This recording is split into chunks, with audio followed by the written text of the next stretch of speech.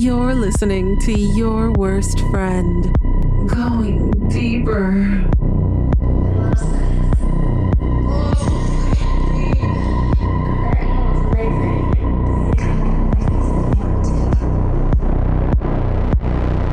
You're listening to Your Worst Friend with Shane and Matt, Going Deeper, Season 4. I'm joined today by my friend and co-host, Shane. Hello. And our special guest, she is wonderful. We followed each other a while ago. I doubt she even knows that. But I think she even liked something from Season 1 of our show, I believe. I forget who it was, and I should dig into that. And I commented in the message. I was like, oh my God, we would love to have you on, Onyx, blah, blah, blah. And then never heard again. And then she joined a PR agency that we also work with. So we were able to book her. Ladies and gentlemen, today we have on Onyx Muse. Let me get hi. Let me get all your plugs out here. Clap, clap, clap, clap, clap. Onyx Muse. I'm kind of like a podcast whore in a sense. I love going on. I mean, I have a podcast, so I like to indulge on other podcasts. Sure. I totally understand it. I'm gonna have to go back and search and figure out who specifically you liked, because I did individual posts for each one and blah blah blah. But let me get your plugs out of the way. Twitter is Onyx Muse XXX. Instagram is Onyx Muse XO. Until of course you lose that one again. What number are we on here? Oh God, I'm on 6. Okay, there you go. So it'll change, but don't worry, we'll update that in all the episode description. I'm hanging by a thread. You can go to onyxsocialclub.com, onyxmuse.com, which is going to take you to her free OnlyFans, but we push that one if you're real broke. What I really want you to do is go to the paid one, okay? And that's onyxmusexxx.com, right? Did I get everything good there? Yes. Okay, wonderful. Try to keep it simple, you know?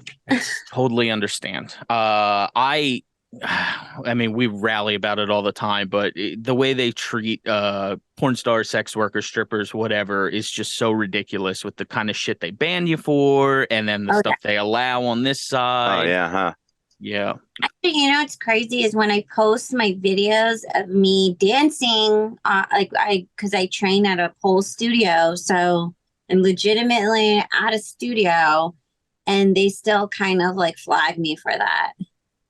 Yeah, you know, that's the same with my wife. She teaches at a pole studio, and it's been like a struggle. She's on her like third or fourth Instagram too. And you know, she's got her like OnlyFans hustle too. And that like is, you know, imagine you know, you can't fit any of the guidelines because the guidelines are so loose. So they just find anything to ban you for. But you know, like I have like I'll just have a normal post, and because they've been deleted so many times, it's like they flag stuff that is not even sexually suggestive. So I don't know. I guess I'm just a sexually suggestive person. But you got a certain look to you. Yeah, I do. It gets me in trouble all the time. Mine too. I'm not allowed around middle schools. So you guys are close, I think, right? Are you based out of Vegas, or are you based somewhere else? Can I ask that? I'm in Vegas. Okay, Shane's Reno. I'm in Reno, which is Nevada in the house. Represent.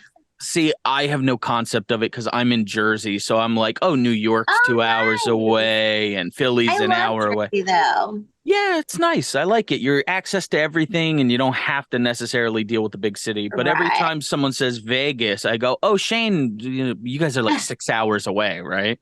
Something like that. In a car. I mean, we could fly there in an hour. Yeah, I understand. I've never actually been to Reno. Oh. It's like Vegas, but cold. Oh, I don't know if I like that because Vegas cold is not fun. Yeah, well, I think it's fall season now.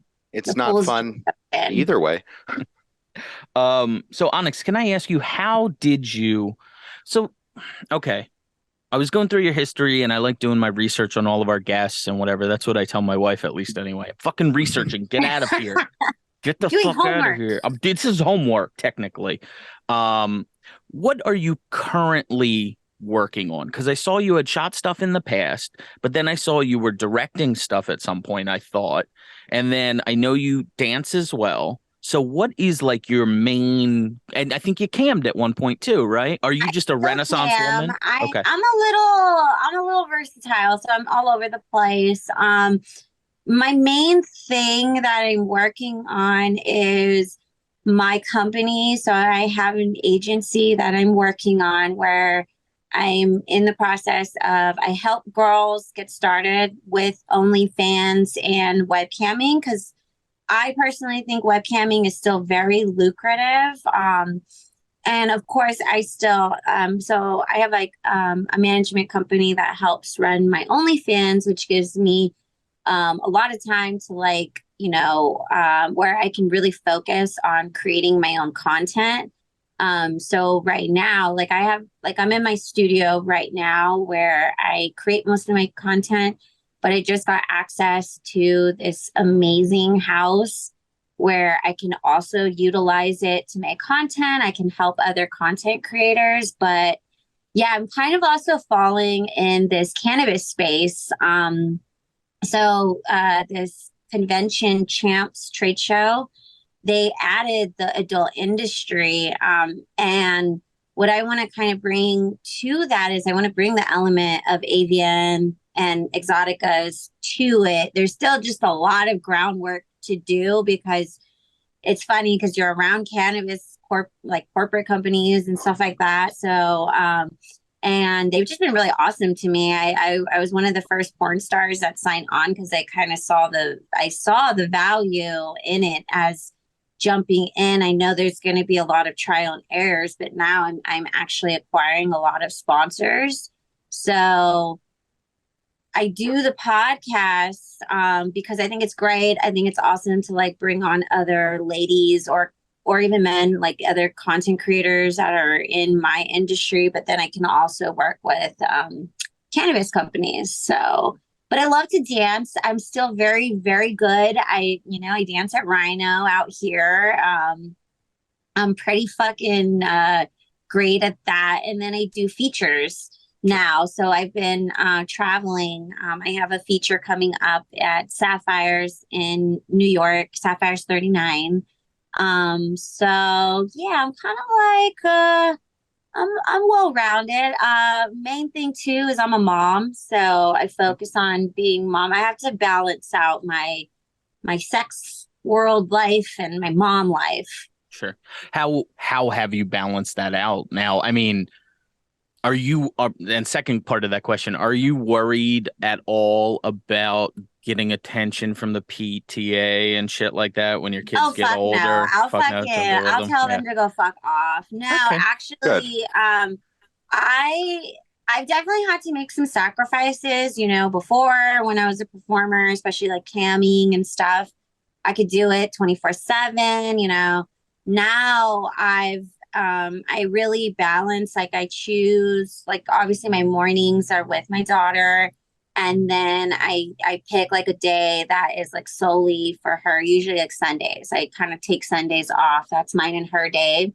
Do I get pushback sometimes?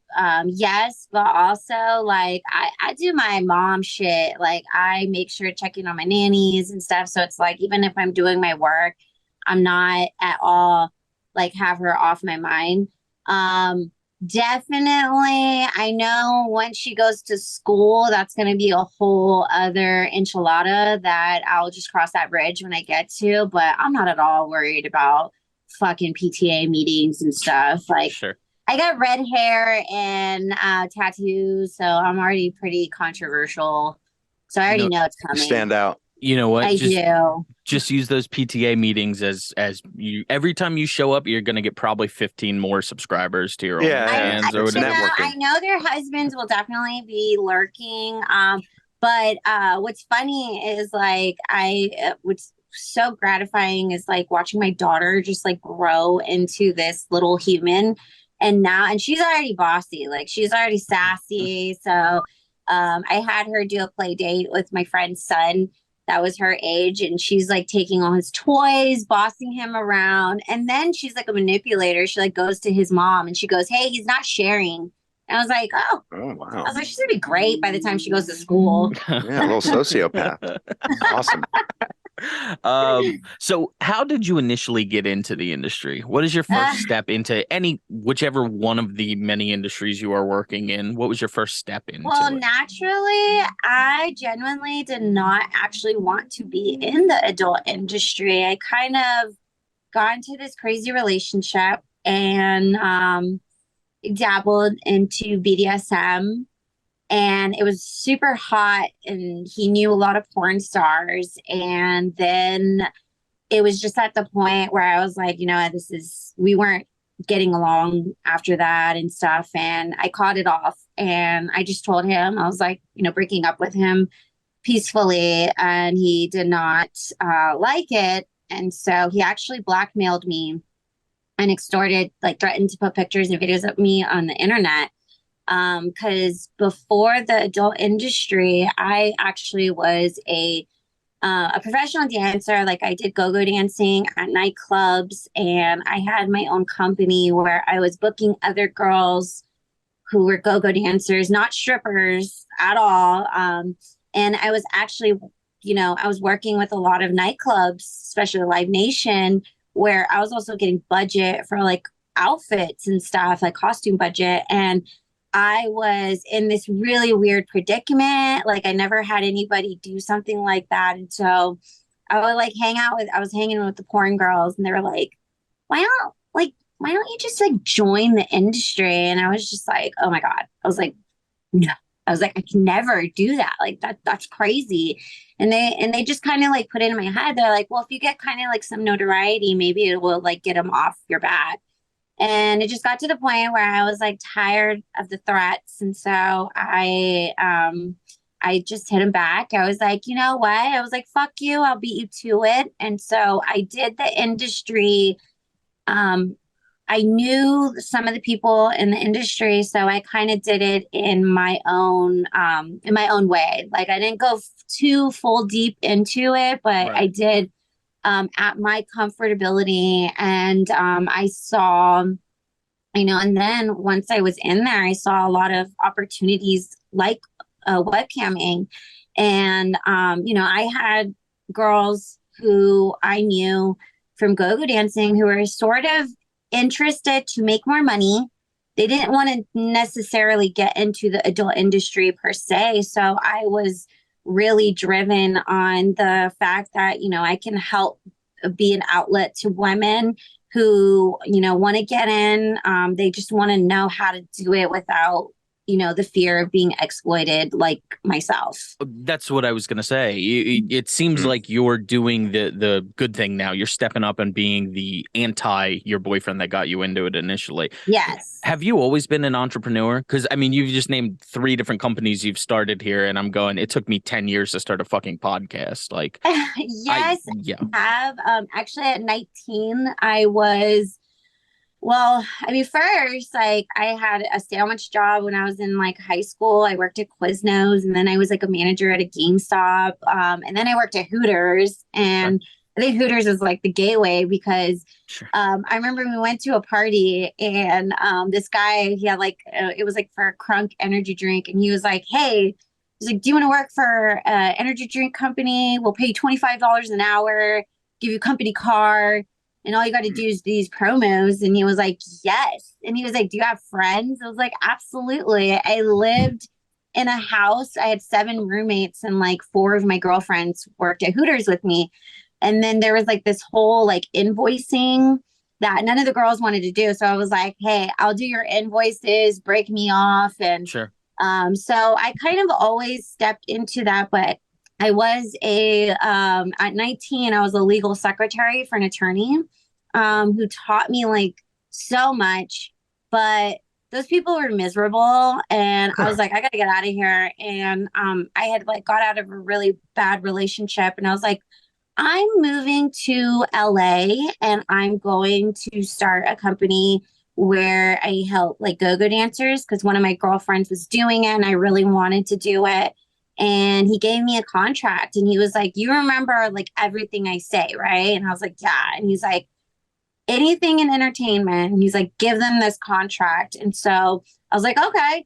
So I would, a lot of like the go-go gigs and stuff, they were all kind of word of mouth, or like, verbal agreements. And so I'm like this little girl, and I'm like, they're like, yeah, I want you to work, it would be like 4 hours for $100, 20-minute sets, 20-minute off. It was a lot of dancing, but I would hit them with the contract, and people were kind of like, who the fuck are you? But then after a while, they were like, okay, because anytime like there was issues where sometimes they wouldn't pay girls. So I would hit them. I'd be like, yeah, I'll fucking sue you. And I got it in writing. And so then they wouldn't fuck with me. And so it just kind of came into this system.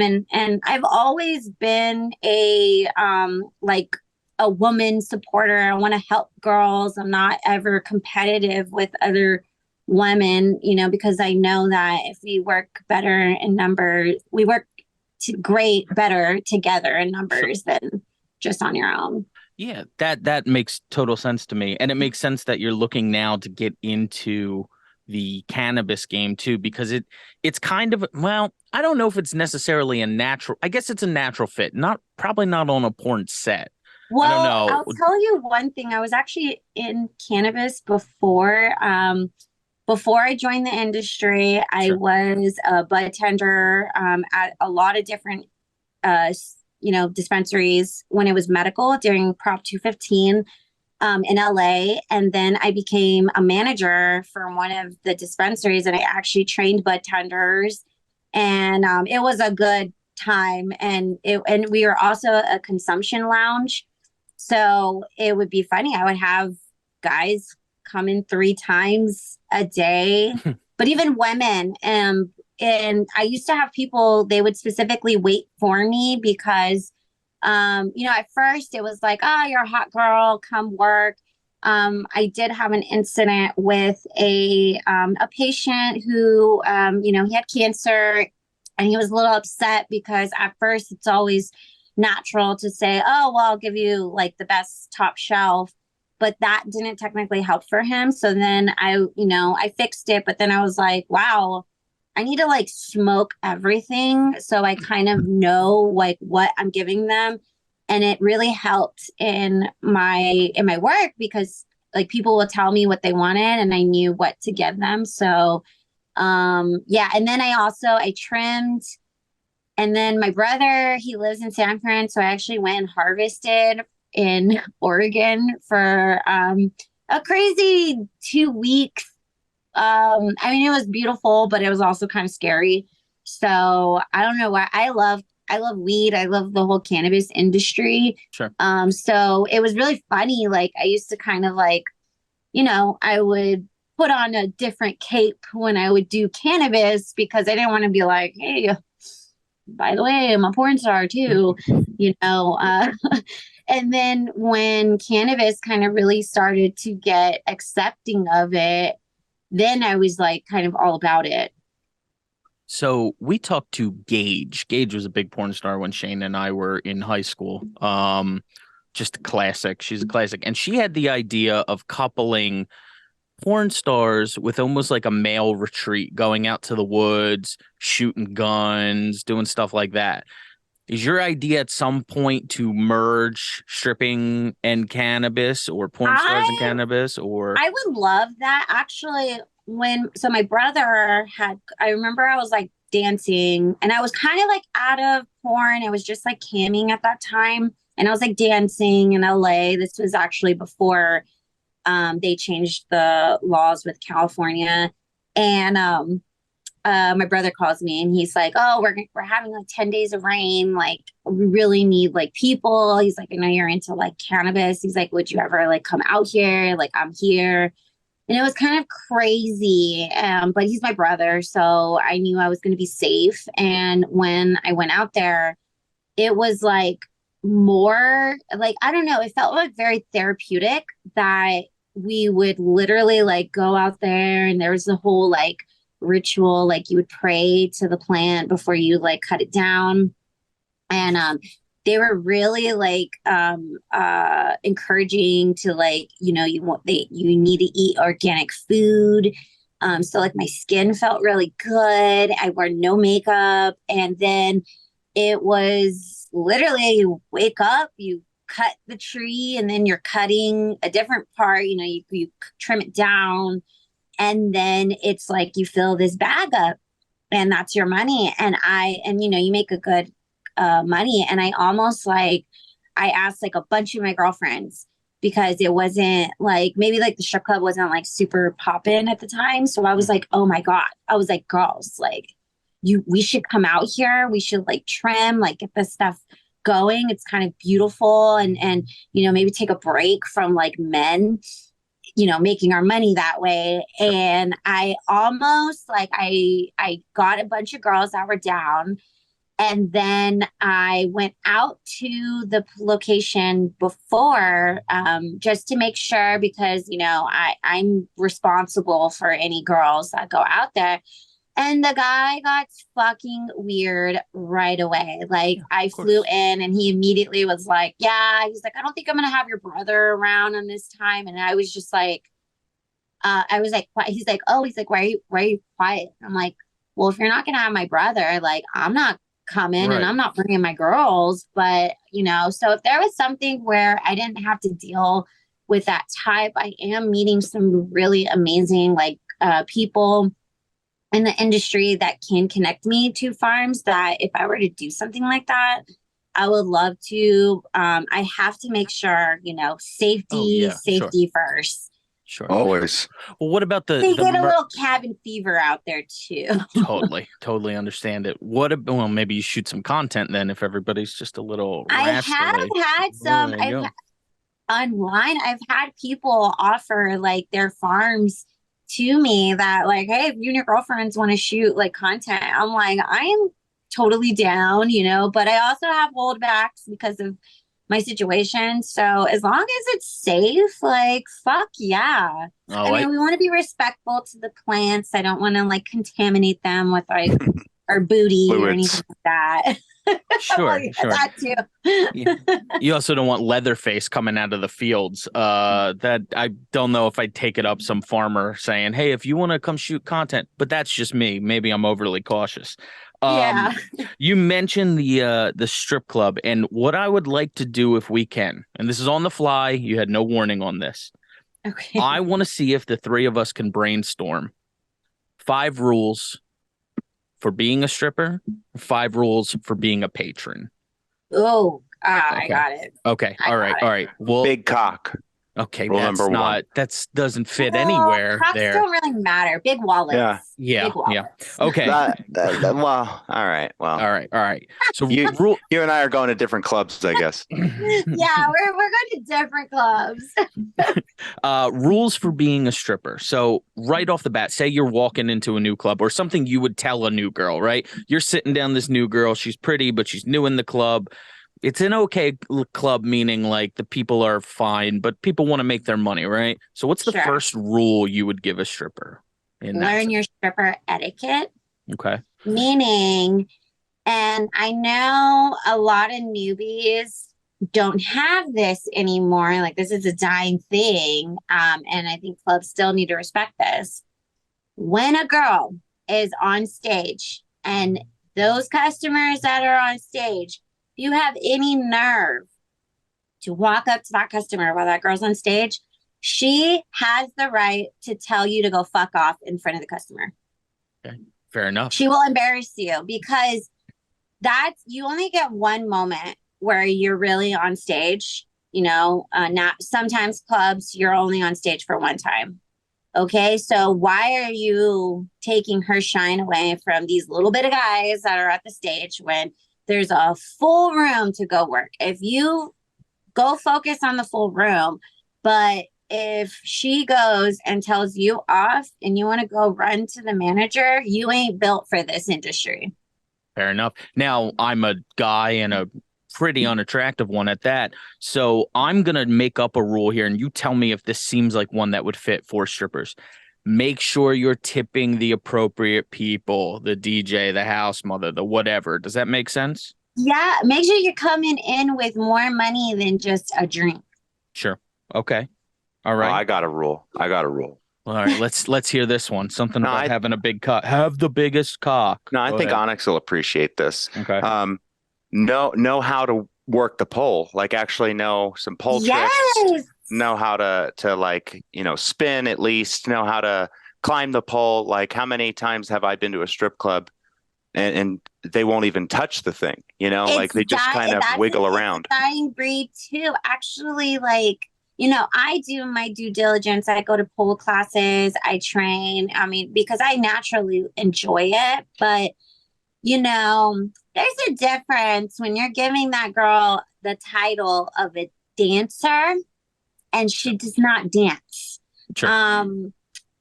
However, I will say a lot, like when I first started learning pole, I ghetto taught myself at first. But I watched the girls and I actually like tried. But yeah, like the strip club does not teach you. And it's like there's a pole for a reason. So if you're gonna like be in this industry, attempt to like learn. Go on YouTube. There's tons of tutorial stuff. Let's call it learn some moves. All right. Yeah. You can't just be a chick standing up there turning around. Being pretty is not enough. Yeah. It's not enough.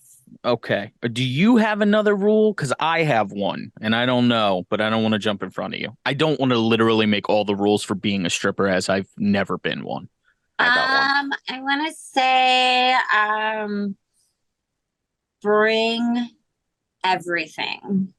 Bring everything in your bag, meaning all your fucking makeup, all your body spray, multiple outfits. If you want to bring multiple shoes, you can bring all that scissors, fucking glue, like whatever you need, even if you're not going to use it, because there's going to be a time where you're at work and you need something. So it's better to pack more than less. Totally fair. Let me give you mine. Shane, if you have another one and maybe it's better than this, or maybe if Onyx has one that's better than this, don't get sloppy. Oh, yeah. Yeah. Right. Get them drunk. Get them sloppy. You don't get sloppy. Yeah, I do. I do a thing. I don't want to put like my my thing out there, but I'll take some drinks, and especially because I'm in Vegas, because most of the clubs are 24/7 or they're like going back to 24/7. So I'll like take 2 sips, couple sips, and then I put it down. And then maybe I'll get like a coffee or a Red Bull to like keep myself up. But I like make sure that they're drinking all the drinks. So what about this? I just thought this up. Take a shot and then have a water chaser, but then you're spitting it in the water. That might work too. That's a possibility. I don't know. It's like, okay, like sometimes these guys, it can pass, but some of them, because it's like they bought it, right? They do get a little crazy. They'll watch you drink it and whatever. They'll watch you spit the bourbon back into the water. I was gonna say vodka. I mean, go ahead, maybe get like a chaser that like a pineapple juice or whatever, cranberry juice, so they can't really tell that you did that. Fair. There you go. Now, if we can, 5 rules for being a patron. So you should be able to help us with this only because identify the things you don't want to see out of a fucking patron. Yeah, I don't want to see men get off the fucking wall. We see you. There's always men that try to like hang on the wall. Sit the fuck down.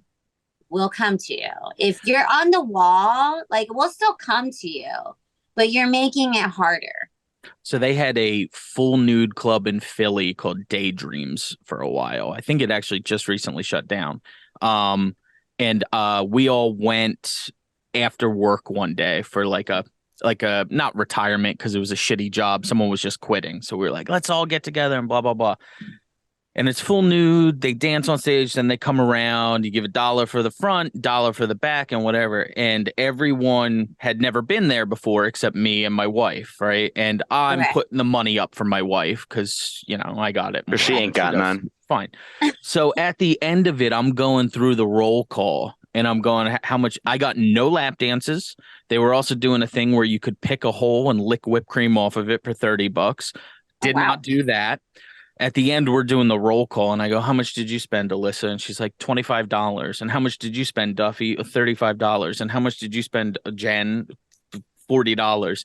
And I looked, and I spent almost $400 on no lap dances, no fucking whipped cream licking or anything like that.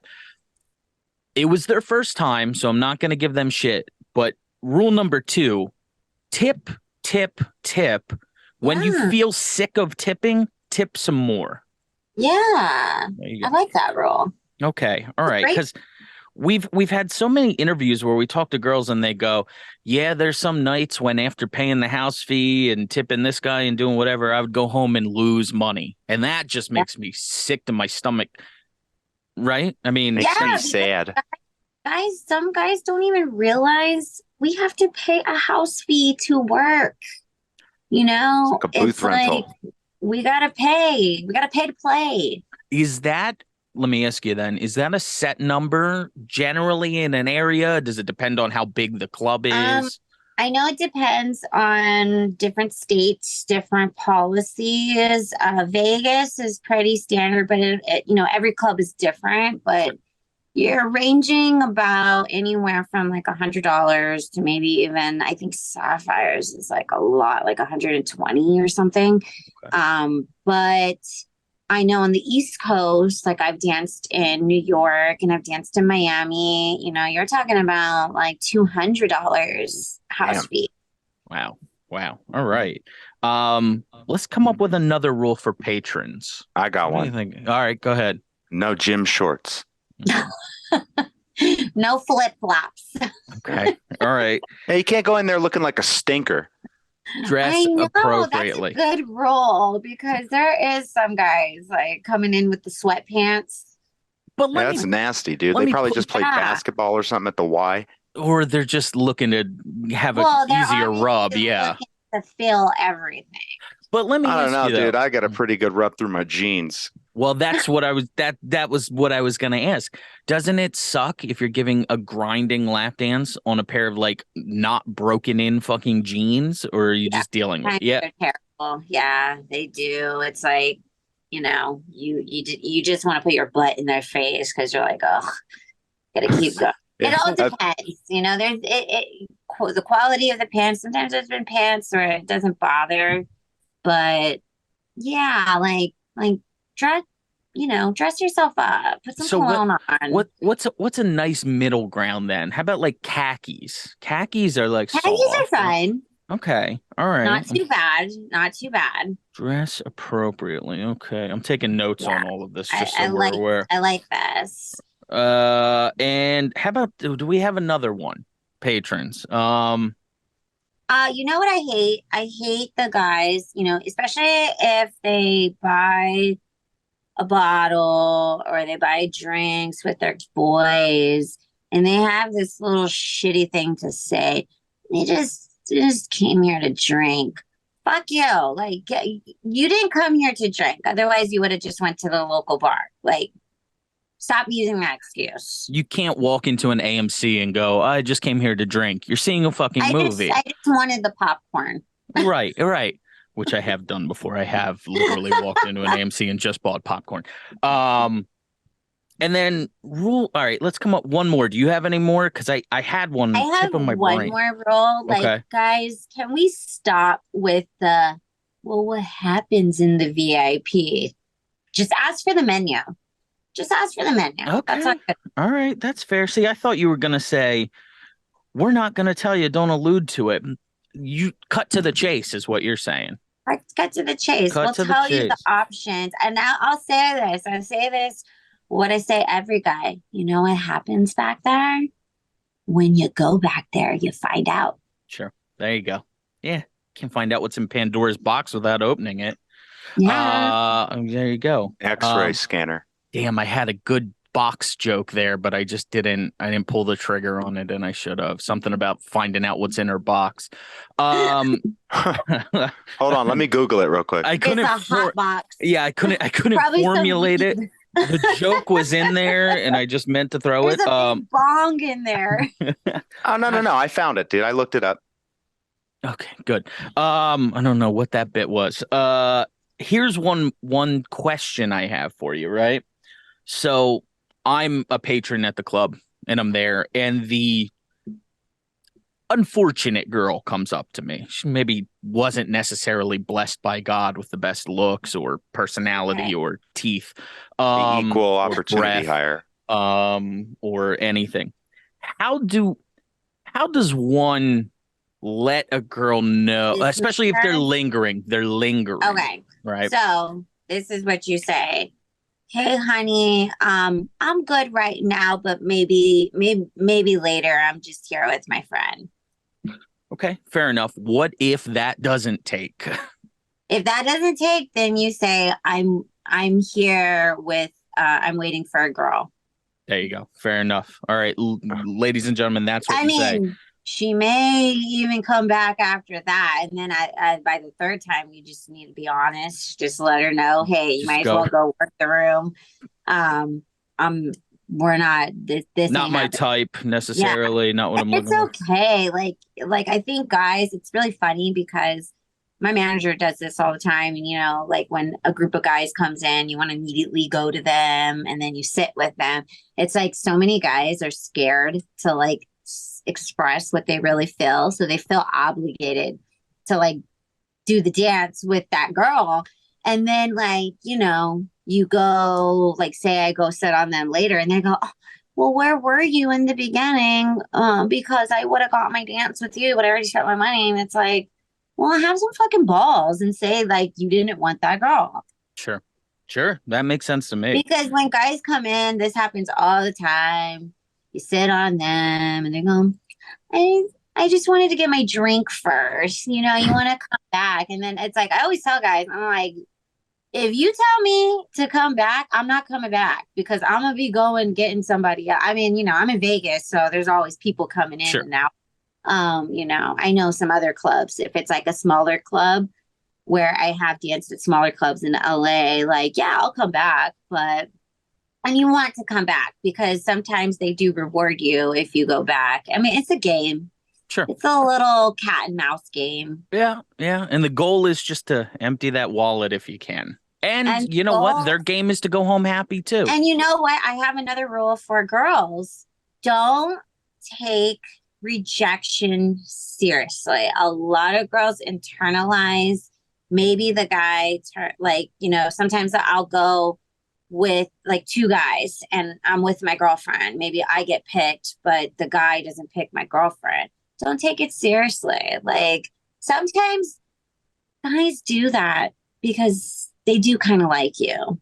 And it's just like, they just want to like tug at you because they know that, you're gorgeous, you're hot. They know that you're going to remember the guy that insulted them than the guy who, Along that same track though, how about learn to cut your Yes. So by the same thing, if you are not getting a vibe from a guy that you're gonna be able to work with him at all, cut your losses. Find another guy. Like another rule, like I give these guys 10 minutes, maybe even less than that's all they get. If we're not vibing or time is of the essence before it's like, that prime time and you want to get them in the VIP or you like want to work them on the floor. Sure. Makes sense. Yeah, no, that makes a lot of sense. What was the post-pandemic strip club boom like? Was there one? Ooh, okay, so yeah, like that, like for Vegas, like strip clubs closing ever, that is like never been heard of. And so I want to say, I don't know if it was, I think it was 2020, right? Like March. Yeah.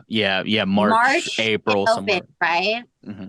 It was fucking crazy. I made so much money, but then it was like, and it was kind of this weird thing.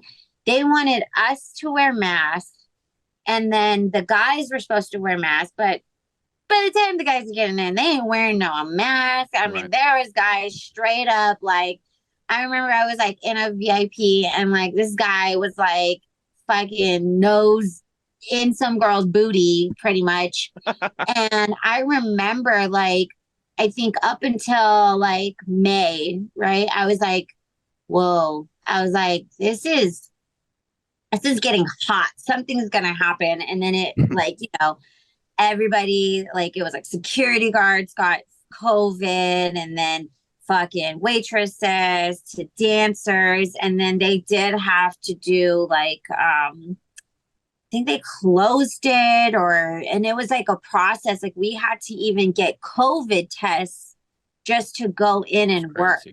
Wow. Damn. Yeah, it was but it was crazy. It was like, man, you wanted to go in because everybody was deprived. The girls were deprived. The customers were fucking ready. And it was also kind of cool because there was a lot of customers that they weren't even fucking with the floor dances. They were like, yo, like straight to the VIP. Sure, those stimmy checks hit and they were like, fuck this Yeah, floor, let's the go. unemployment too. Woo, Oh. that shit was fire. And not a lot of other entertainment to spend it on. So you're just sitting on cash going, what can I do? Oh, nude women. There you go. Yeah, it was a good time. It was definitely historical. Sure. Let me, not to use the term box again, but let me put you in a box here and ask if you are a Renaissance woman. It's very obvious. And it seems very unlikely that you would ever become one track on anything. I feel you're kind of like me. Like I got to have my hands in everything. It's not good enough to be, you know, try an attempt to be funny on the air here. I need to edit it all. I need to edit all the graphics behind it. I need to cut the video. I need to do all the promotion, blah, blah, blah, blah. But if I had to put you in a single track and let's say the money is going to be equal among all of your different interests, which one would you go with as like your, and it's not a degradation to any of the other ones, obviously. You still like doing this, that. What is your one track where you go, that's my 100% passion. This one's only 99. This one's only 98. I would say podcasting, doing video. That's like I went to school for sound engineering music production. So I'm like really like I'm a nerd. I'm a nerd in a like sexy frame. But so I like equipment and gears, but I like the process. And so first it was watching Joe Rogan, and I remember I had a awesome client, great friend. He's passed away now, but he was a successful entrepreneur, and we had these crazy stories. He would leave work and he would like party with us. And then he almost was going to get me a place in LA, and he wanted to like have like 2 other rooms. And I was like telling him, I was like, yo, I was like, fuck. I was like we'll have one more like roommate, but I was like, let's leave one of the rooms and like, let's make it as like a podcast room. Sure. And we'll have like a bunch of girls. We'll do crazy shit. And he was all about it. He wanted to be like a silent sponsor. Like he didn't ever, he wanted to be like behind the scenes, but he didn't want to actually be there because he was married. But and it was, I don't know, it was always this journey. So then I remember during the pandemic, you know, I wasn't doing much, and I was like, you know what? I was like, fuck it. I was like, let's like invest, like let's get some like equipment. And so got the equipment. I got the studio, and I mean, first I had cameras on tripods, and I was like, this isn't sexy. Like it wasn't vibing. So I actually, I worked with a professional live streaming company who helped me like, well, we had to order all this equipment, but he like set up our cameras. So we have these really like stationary PVT cameras. I have screens. I have a whole like software that runs our equipment. So yeah, and then I actually just had one of the Fuego as one of my sponsors, and we went to one of these conventions, and we actually did podcasting live at their booth. And so I see the value of it going even long-term past porn, because porn is porn. It's a fantasy, but it's like just like us having this conversation. Like this Right. is so personal. This isn't something porn can give you, or Right. even like TV. So I don't know. I mean, it's kind of that. I feel like that's my main passion. So same thing. I went to school for television, radio, and film production. I have my degree Hell in yeah. that. I am looking now. Rogan is on episode 1952. Okay. The first time I went, hey, we should start a podcast with some of my friends, he was on episode 37. Okay. Oh, So wow. in terms of how long it took me to get this going and to find a friend that I'd be willing to do it with, I could have been on the ground goddamn floor of this thing. I know it took me. I mean, it took me a while. I want to have like a sister podcast under like my Sure. podcast, because I have two hosts that are like in the music industry. So I kind of try to bring the like adult entertainment element to the show, and a little bit of cannabis. But yeah, it's a whole process. And also I've gone through like two different hosts that it's hard for people to like be consistent, where sure, you're not making money right away. You have to kind of be passionate about it. Can it happen? Yeah, it can, but you just got to do it. Like I'm on episode 44 of my shows. Right. And I have a really good editing team that puts them together, because it's one thing when you film it, you're recording, and then it's the turnaround. And like that was a big thing. I even tried to edit my shows, and oh God, the editing process, really fun, but I don't have that much time because I also have to like edit my content and stuff like that. Yeah. I mean, we just do pretty straight, basic edits on our stuff, but it was the same thing. Shane and I were friends in high school. I didn't go to school with him. After that, he went and joined the Marines. I went to college. Then 10, 15 years later, whatever it was, we got back together and I said, hey, you want to do this with me? I said, the only commitment I need is that you'll show up every week. Yeah. Because that's the most important thing. The first month we had no listeners, none. Okay. Now we get downloads in over 100 countries, and that's just because you grind. Of me.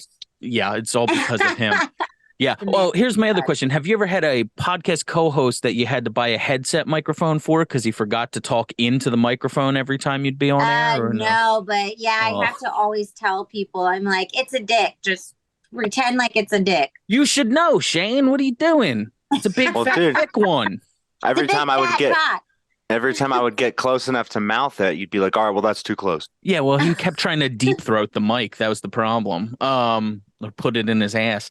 Yeah, but I was going to say, actually, I have this written down here. The comparison of here is podcasting to OnlyFans. How important is consistency when it comes to OnlyFans or any kind, or camming or any? It's like the most important thing, right?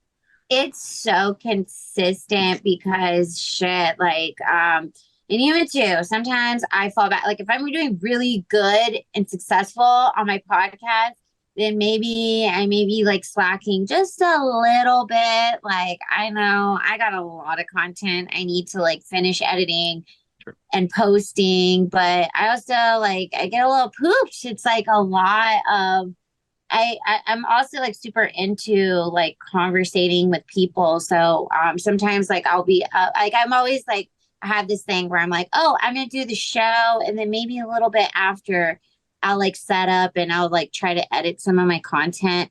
No, I just get high and stoned, and then maybe I eat after, and I totally forgot about the part for content.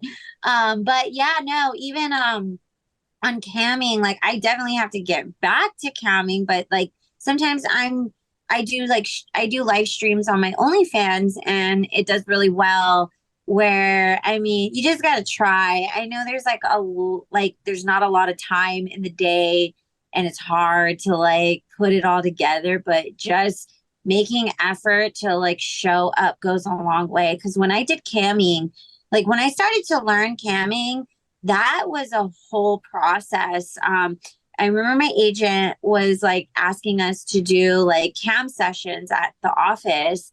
And like my head, because I'm so like technical, I'm like, hold on. I was like, if I could do this at his office, where's that money going? And why can't I do this at home? Because Right. so I don't have to like drive to Encino. And so then I went on this journey. Like I finally, then I had to find a place.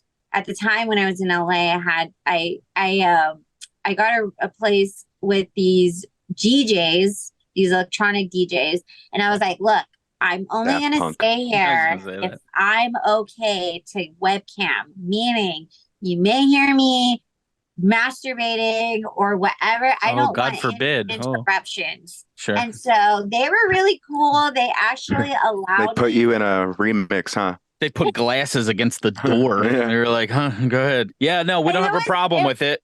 Well, it was really funny because I dated one of the managers of the DJs and stuff, and he would be like, don't talk about none of this to the DJs. But then like the other DJs in the house, he'd be like, man, if I was a fucking girl, I'd do that shit. Me And too. so, but it was a journey. It was like first I had to learn about connection, because of the lagging and all Sure. that. And then lighting was a huge thing. And then you're set up. So now I'm pretty like set now. But then you sign on and maybe there's not a lot of people and you're just like, fuck. And I watched probably every fucking YouTube video trying to figure out what the fuck do you do? How do you get people going? And it was the most common thing. Oh, consistency, gotta be consistent. And so as I started to just do it, like there'd be days where I was on, maybe there wasn't a lot of people, but I got people on my friends list. So now when I like come on and you're talking about like, I think I started camming in like 2016. And now it's like a big thing when I go on my webcam shows because they're like, oh my God, we missed you. Haven't seen you in so long. So it's hard. It is a job, but now I'm a mom. I did webcamming when I was pregnant. So I made a bunch of pregnant content. And that's actually how I got started in Nice. OnlyFans. I was so about my camming and they kept telling me to get an OnlyFans. And so I did like when the boom was going on because I got pregnant in 2019. So it was like right before the pandemic and stuff. And so then it was just, and then from there, I was like, whoa, instead of doing tokens, you mean I can actually price things in dollars? Sure. I was like, oh, fuck yeah. So, but I like camming because those customers, they're already like content with spending a lot of money in like large amounts. Where I feel like OnlyFans customers, they're still kind of like figuring it out. They're still kind of experimenting. So they're like, maybe sometimes they go crazy, but not as much as like webcam customers. Right. That makes sense. You say we got to wrap up here soon, but you say there's a boom that is still waiting or there's still money in camming, right? I mean, I do dominatrix stuff. So Okay. yeah, like, I mean, So would you find suggest your niche. So you beat the money out of them. That's what I was going to ask. Yeah, That's what more or less. See, shit. When we were talking about the different tracks thing, I would have gone with fucking what is it? Findom? Findom. And financial domination. Yeah, that's what I was in. Hey, pig, send me money. Like that's, I mean, I would just do that. Well, how do all you day find long. the pigs though? No, in the that? dream scenario, everything was going to make the same amount of money. Not necessarily that easy. That's what the amateurs do. There's a way to do it. And I am working on, I'm working with some really good DOMs. I'm going to start a course where I can teach because I have such an influx of women on my Instagram and Twitter that want to learn, but it's not that simple. Okay. Fair enough. Shane, did you have any more questions for Onyx here? How do you like piss? I don't mind to piss for them. I don't take golden showers, there but you go. know, hey, it was in your body, it's sterile. I prefer to receive anyway. It's the line that divides us on this show. I'm just not a piss guy. I have no issue with people who are into it. Shane would just, I mean, get all of his nutrients from urine if he could. Yeah, that is where I want get one all of my my nutrients. bottles. I can totally send you one of my bottles. Oh, nice. I might have ordered one already. All right, ladies and gentlemen. Shane, did you have anything else other than that or no? Come on, man. You know that's my favorite question. Okay, fair enough. Ladies and gentlemen, you were listening to Onyx Muse today. You can find her on Twitter at Onyx Muse XXX, on Instagram, Onyx Muse XO, onyxsocialclub.com, onyxmuse.com, and onyxmusexxx.com. Make sure you're spending money out. You can find her on many vids as well. Yes. I know that. If you want to indulge on my pregnant content, I still have some great videos up there. Keep it versatile. For sure. Yeah. I just go and spend sign money. up to my website. All my links are there, so you get access, and then you get to more details into my little world. Exactly. And we're going to put all those links in the episode description as well. Awesome. Thank you so much, guys, for having me. Thank you for coming on with us. For Your Worst Friend, I'm Matt. I'm Shane. Thanks for listening. We'll see you next week. Thanks for listening to Your Worst Friend. Going deeper.